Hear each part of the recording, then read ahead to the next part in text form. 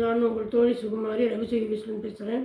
இன்றைக்கி நான் ஆன்மீக தகவலில் 63 நாயன்மாரில் 7வது நாயன்மாரான இடங்கழி நாயனார் பற்றி பார்க்க போகிறோம். இது வரைக்கும் 6 நாயன்மாரை பற்றி பார்த்துருக்கோம். இது 7வது நாயன்மார். இவர் வந்து கொடும்பாலூருங்கிற ஊரில் ஒரு குறுநில மன்னராக வாழ்ந்து வந்தார். இவர் பேர் தான் இடங்கழி நாயனார். இவர் வந்து ஒரு குறுநில மன்னர். இவர் என்ன பண்ணுறாருன்னா கனக சபையில் அந்த முகட்டை செம்பொன்னால் இது பண்ணி வேயறதுன்னா செம்பொன்னால் பண்ணியிருப்பாங்க. அந்த ஆதித்தன் குடியில் பிறந்தவர். அவர் தான் இடங்கழி நாயனார்.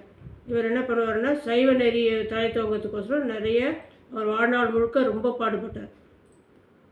இப்போ நிறைய சிவாலயங்கள் எல்லாம் ஆகம விதிப்படி வழிபாடுகள்லாம் நடக்கிறதா என்ன பண்ணுறது அதெல்லாம் ரொம்ப அதுக்காக ரொம்ப பாடுபட்டார் ஆட்சி காலத்தில்.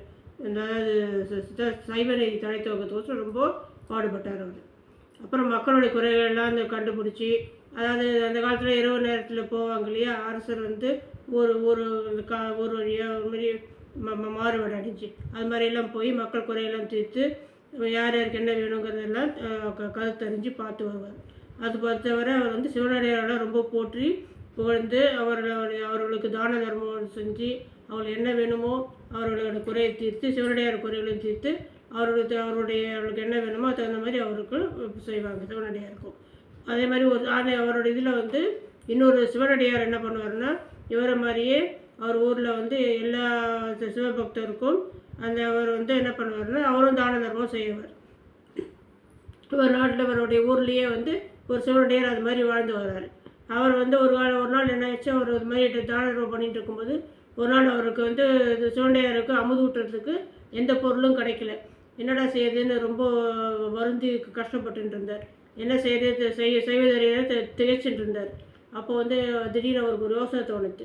நம்ம அரண்மனையில் தான் நிறைய நெற்குவியலெல்லாம் இருக்குமே, அரண்மனை பண்டாரத்தில் நம்ம ஏன் போய் அங்கே போய் நெல்மணிகள்லாம் எடுத்து சிவனடியார்கள் கொடுக்கக்கூடிய, நம்ம ஒன்றும் திருடலையே, சிவனடியார்களை நம்ம கொடுக்க போகிறோம், அமுது ஊட்டுறதுக்கு தானே நம்ம எடுக்கிறோம், அது ஒன்றும் ஒரு தப்பு இல்லையே அப்படின்னு சொல்லிட்டு என்ன பண்ணுறாரு, இவர் அந்த பண்டாரத்தில் போய் அந்த நெல்மணிகள்லாம் நெல் குவியெல்லாம் அடுக்கி வச்சுருப்பாங்க, நெல் மூட்டையெல்லாம். அந்த மூட்டை இருக்கிற இடத்துல போய் என்ன பண்ணுறாருன்னா அந்த பண்டாரத்தில் போய் அவர் அந்த நெல்மணிகளெல்லாம் அந்த திருடுறார். இதை அந்த அங்கே இருக்கிற அந்த இவங்கெல்லாம் பார்த்துடுறாங்க, காவலாளிகள்லாம் பார்த்துட்டு உடனே அவர் அந்த சிவனடியாரை கையும் களவும் பிடிச்சி அந்த இடங்கழி நாயனார் தான் குறுநில மன்னர் தானே, இடங்கழி நாயனார்கிட்ட போய் அவரை கொண்டு போய் நிறுத்திடுறாங்க. உடனே அவர் இடங்கழி நாயனார் என்ன பண்ணுறாரு, ஏன் என்ன விஷயம், எதனால் இந்த மாதிரி நீங்கள் அந்த பண்டாரத்தில் இருக்க நெல்மணிகளை திருடினீங்க அப்படின்னு கேட்குறாரு இந்த இடங்கழி நாயனார். நான் எனக்காக திருடலை, நான் சிவனடியார்களுக்கு இந்த திருவம்புது கொடுக்கறதுக்கோசரம் தான் இந்த நெல்மணிகளை திருடினேன் நான் அப்படின்னு சொல்லி கேட்டு இடங்கழி நாயனார் ரொம்ப மனசு ஒடிஞ்சு போகிறார். உடனே அவர் என்ன பண்ணிடுறாரு, எல்லா சிவனடியார்களுக்கும் எல்லாரும் இந்த நெல் பண்டாரம் இல்லாமல் நிதி பண்டாரமும் எடுத்து செல்லுங்க அப்படிங்கிறது சொல்லிடுறாரு. யார் யாருக்கு என்ன வேணுமோ எல்லாம் எடுத்துக்கோங்க அப்படின்னு சொல்லிட்டு அந்த காலத்தில் பறை சாட்டுவாங்கள்ல, அது மாதிரி பறை சாற்றி ஆணையிட்டுறாரு.